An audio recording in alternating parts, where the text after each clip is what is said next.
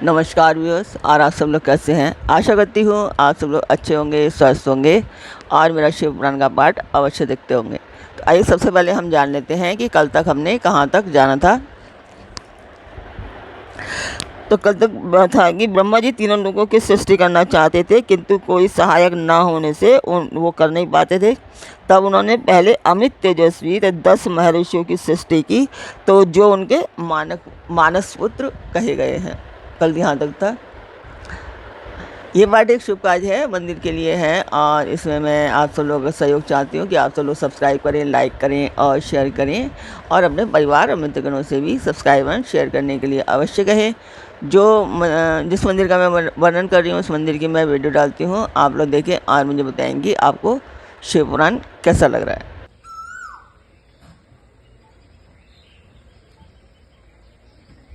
तो मंदिर की वीडियो आपने देखी, आपको मेरा पाठ कैसा लग रहा है कमेंट बॉक्स में मुझे अवश्य बताएं। अब हम चलते हैं आज के पाठ पर। स्वागत करती हूँ मैं आप सभी का अपने इस कार्यक्रम शिव पुराण में। शिव पुराण की वायव्य संहिता का उत्तराखंड है, और इसमें आज आप सुनने वाले हैं पंचाक्षर मंत्र की समस्त और व्यस्त अक्षरों के ऋषि, छंद, देवता, बीज, शक्ति तथा अगन्यास आदि का विचार। तो यहाँ महादेव जी कह रहे हैं कि मंत्र के प्रयोग को जानकर प्रजापति ने विधिवत उसे सिद्ध कर दिया था।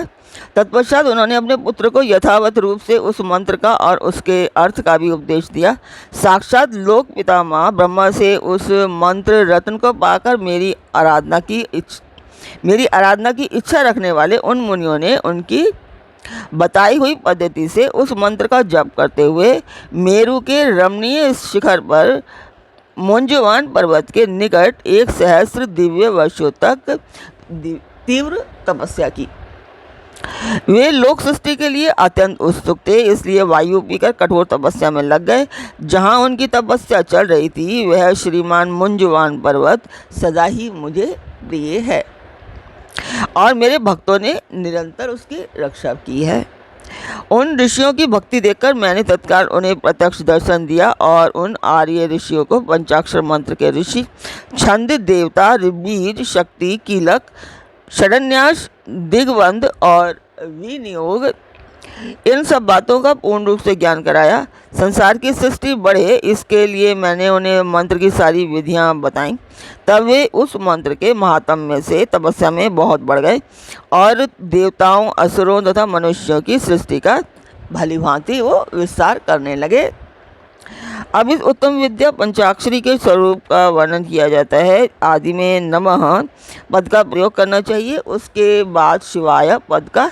यही वह पंचाक्षरी विद्या है जो समस्त श्रुतियों की सिरमौर है तथा संपूर्ण शब्द समुदाय की सनातन बीज रूपिणी है।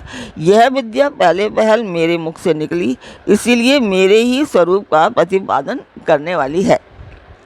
इसका एक देवी के रूप में ध्यान करना चाहिए। इस देवी की अंग कांति तपाए हुए सुवर्ण के समान है। इसके 3 पयोधर ऊपर को उठे हुए हैं। यह 4 भुजाओं और 3 नेत्रों से सुशोभित है। इसके मस्तक पर बाल चंद्रमा का मुकुट है। 2 हाथों में पद्म और उत्पल हैं। अन्य 2 हाथों में वरद और अभय की मुद्राएं हैं। मुखाकृति सौम्य है। यह समस्त शुभ लक्षणों से संपन्न तथा संपूर्ण आभूषणों से विभूषित है। श्वेत कमल के आसन पर विराजमान है। इसके काले काले घुंघराले केश बड़ी शोभा पा रहे हैं। इसके अंगों में 5 प्रकार के वर्ण हैं जिनकी रश्मियां प्रकाशित हो रही हैं। वे वर्ण हैं पीत, कृष्ण, धूम्र, स्वर्णिम तथा रक्त। इन वर्णों का यदि पृथक पृथक प्रयोग हो तो इन्हें बिंदु और नाद से विभूषित करना चाहिए।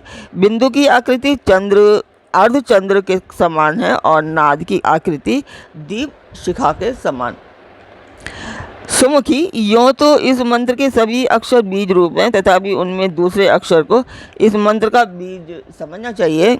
दीर्घ स्वर पूर्वक जो चौथा वर्ण है उसे कीलक और 5वें वर्ण को शक्ति समझना चाहिए। इस मंत्र के वामदेव ऋषि हैं और पंक्ति छंद हैं। वरानने मैं शिव ही इस मंत्र का देवता हूँ। वरारोहे। गौतम, अत्रि, विश्वामित्र, अंगिरा और भारद्वाज ये नकार आदि वर्णों के क्रमशः ऋषि माने गए हैं। गायत्री, अनुष्टुप, त्रिष्टुप, बृहति और विराट ये क्रमशः पांचों अक्षरों के छंद हैं। इंद्र, रुद्र, विष्णु, ब्रह्मा और स्कंद ये क्रमशः उन अक्षरों के देवता हैं। वाराणसी। मेरे पूर्व आदि चारों दिशाओं के तथा ऊपर के पांचों मुख इन नकारादि अक्षरों के क्रमशः स्थान है। पंचाक्षर मंत्र का पहला अक्षर उदात्त है, दूसरा और चौथा भी उदात्त ही है, पांचवा स्वरित है और तीसरा अक्षर अनुदात्त माना गया है। इस पंचाक्षर मंत्र के मूल विद्या शिव, शैव सूत्र तथा पंचाक्षर नाम जाने। शैव बीज प्रणव मेरा विशाल हृदय है। नाकार सिर कहा गया है, मकार शिखा है, शी कवच है, वा नेत्र है और यकार अस्त्र है।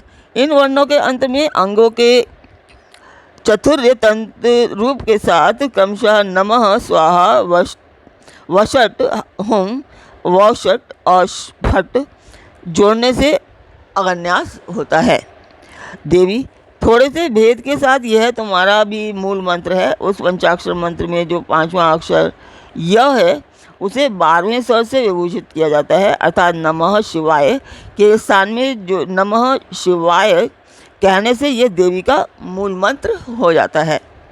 अतः साधक को चाहिए कि वह इस मंत्र से मन, वाणी और शरीर से भेद से हम दोनों का पूजन, जप और होम करे।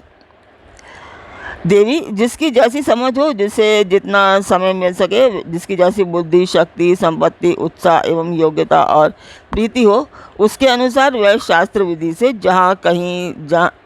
जहाँ कभी अथवा जिस किसी भी साधन द्वारा मेरी पूजा कर सकता है, उसकी की हुई वह पूजा उसे अवश्य मोक्ष की प्राप्ति करा देगी। देवी सुंदरी, मुझ में मन लगाकर जो कुछ क्रम या व्युत्क्रम से किया गया हो वह कल्याणकारी तथा मुझे प्रिय होता है। तथापि जो मेरे भक्त हैं और कर्म करने में अत्यंत विवश यानी कि असमर्थ नहीं हो गए हैं, उनके लिए सब शास्त्रों में मैंने ही नियम बनाया है। उस नियम का उन्हें पालन करना चाहिए। अब मैं पहले मंत्र की दीक्षा लेने का शुभ विधान बता रहा हूँ, जिसके बिना मंत्र जप निष्फल होता है और जिसके होने से जप कर्म अवश्य सफल होता है। तो आज का पाठ मैं यहीं पर पूर्ण करूँगी। कल फिर मिलेंगे एक नए पाठ में, एक नए उमंग, एक नई तरंग के साथ। तब तक के लिए आज्ञा दीजिए। ओम नमः शिवाय। जय माता की।